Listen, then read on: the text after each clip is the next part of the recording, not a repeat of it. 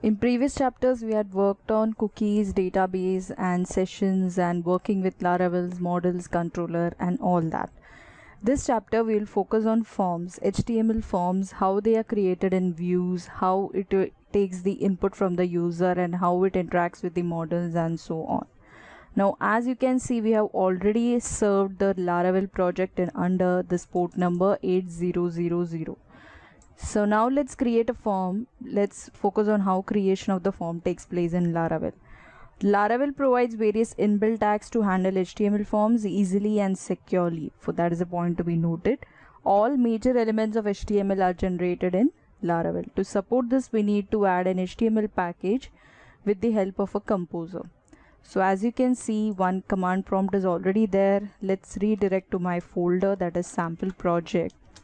And inside sample project, my composer is nothing but the HTML composer. So it will be composer require illuminate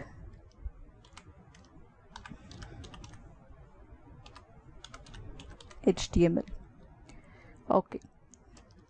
So that HTML composer, the required package will be downloaded in it. I guess my system has already downloaded in it. Let's check it.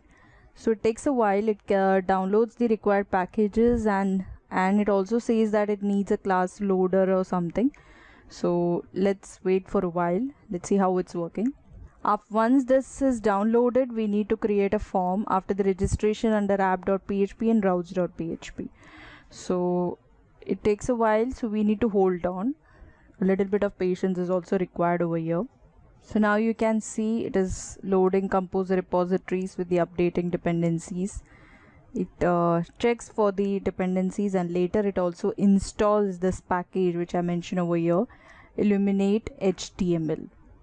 So it always takes a while because it checks for the required validations, and it checks whether it is done properly or not.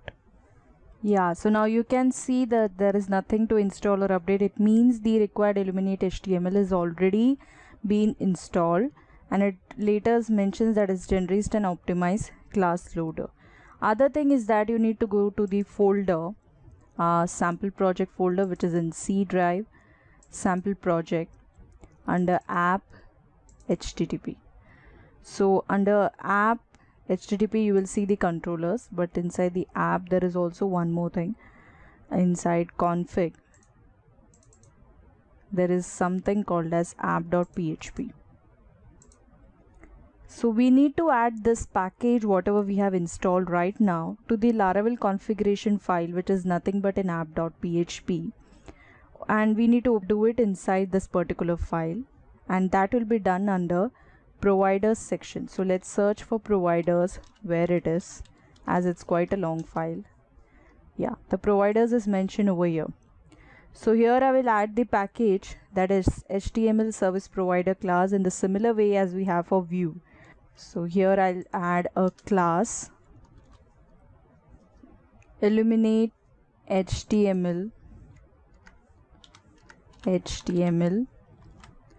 and my class provider will be HTML service provider. That is nothing but HTML service provider class. Now I have added it, like I have registered it under the class section. Now in the same file I will check for the aliases or the aliases, whatever you can say, and over there these are nothing but the registered. They are registered when this application is started. However, feel free to register as many you want, as they are lazy loaded and they don't hinder the performance. Okay, so now I will mention the aliases for that, like I'll mention for form as well as for the HTML. So it is important to add aliases in the same file for HTML and form. And this is nothing but other name. You can say another name which is used, like a pet name for the common person. So here I'll add for form equal to, the aliases will be same like this way. Only some properties will change, which I'll tell right now. Okay, here I'll say illuminate HTML and this will be nothing but form facet. Form facet. So this was the registration for the form. Now in the similar way I will do registration for the HTML. So the HTML thing will be in the similar way. Here inside HTML facet. So it is just giving another name to HTML as well as. Now it's done. Now everything is set up. Now we need to understand how HTML tags have been created. For that, first of all, we'll do one thing. We'll create a form.php under views section. So I'll create a new file. I will save this file inside resources, views, and my file name will be form.php. That is my new view to be created, and here we will manipulate the required things. Okay,